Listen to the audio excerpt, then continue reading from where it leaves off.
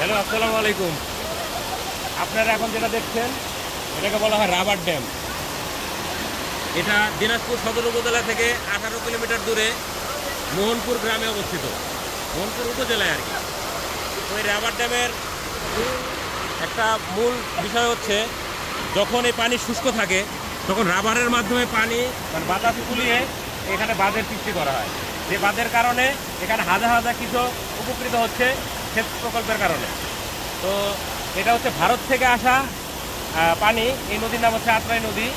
তো এখানকার বাঁধ দেওয়ার কারণে এখানকার দুইটা উপজেলা, সেটা হচ্ছে দিনাজপুর সদর উপজেলা এবং চিরির বন্দর উপজেলা, এই দুই উপজেলার মোট 9টা উপজেলা 9টা ইউনিয়ন এই পানি সেচের আওতায় আসছে।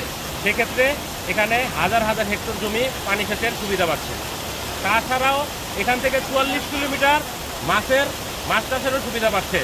তো অস্থির একটা জায়গা, আপনারা না আসলে বুঝতে পারবেন না। আপনারা আসেন, দেখেন। আমার কাছে খুবই ভালো লাগছে।